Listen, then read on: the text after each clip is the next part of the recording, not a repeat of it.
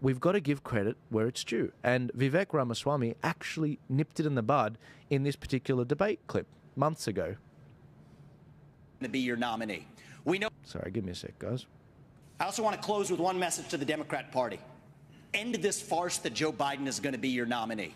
We know he's not even the president of the United States. He's a puppet for the managerial class. So have the guts to step up and be honest about who you're actually going to put up so we can have an honest debate.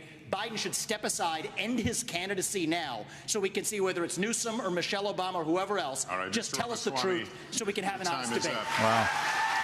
And there were clearly signs. I mean, we know that they didn't commit to a vice presidential debate because they said it wouldn't be fair. We don't know who's the vice president yet. Nominations haven't concluded.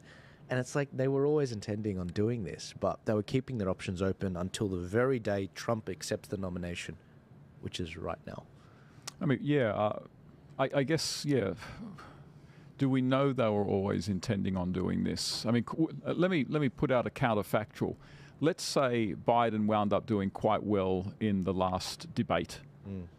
Would we be having this conversation? No, I reckon that was an audition. Yes, I think you're right. So it was always on the table. Look, I think what the best case scenario for the Democrats would have been that they could run Biden again. He went for the debate, and as you say, that was the audition. He flunked, and so it's plan B. So I guess, yeah, it's always been on the table that they would do this. Yeah, absolutely. Yeah, and I agree with you on that. I don't think it was definite was going to happen, but that debate really cemented their position. They obviously had two choices, and they needed, I mean, that's why they called that debate earlier, because they needed to make the decision early enough. And that's why suddenly the left-leaning media and CNN started calling for the change, when previously, when he did things like that, they dismissed it and called it manipulation and conspiracy theory. But now all of a sudden their tack changed entirely. So yeah, I agree with you. It was on the table, but it wasn't definite until they had that debate. I mean, this is the thing though. How plausible is Michelle Obama as a candidate? I mean, surely a lot of Americans are just going to say, why Michelle Obama, other than you think she can win an election? Okay, so when I looked into Michelle Obama about a year ago, and I typed into Google Michelle Obama 2024, and I came across this film that a guy in California had made called Joel Gilbert, and he made this film called Michelle Obama 2024.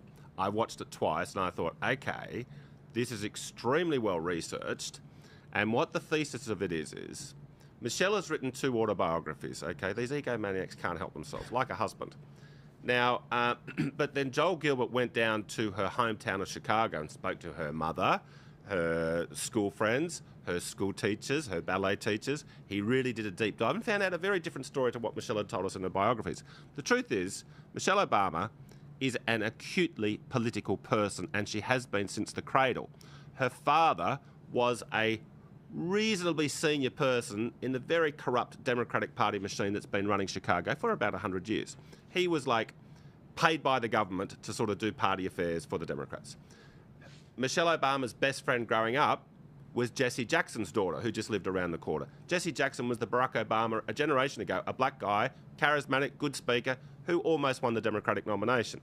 So she's been extremely political, but then what happened was, and she married Barack because she thought this guy could be the president, which he was right about that. Now, when the Obamas first burst onto the scene, one of the very first things when I first saw Michelle Obama, I thought she was exceptionally good looking. But then I heard her open her mouth, and she said, after Barack had won a primary, she said, for the first time in my life, I've been proud of my country. And that's when we knew she was a left-wing extremist, okay? Okay, because she basically hated America. The only thing that's good about America is her husband wins a primary, okay? So we knew that she was very hard left. Now, then after that, the Obama team said to Michelle, hey, Michelle, shut your mouth, don't talk about politics. Let's pretend all you care about in life is you want to be a great mum and a great wife. And that's the perception that is now out there. However, if you see what she does, do you know what her full-time job has been for the last 2 years? George Soros gave her about $30 million to be the head of this organisation that walks around the ghetto and poor places and gets people who are likely to vote Democrat, gets them to register to vote. That's the most partisan thing you can do in America, and that's what Michelle Obama's been doing. So let's see how it unfolds in the next few days. Yeah.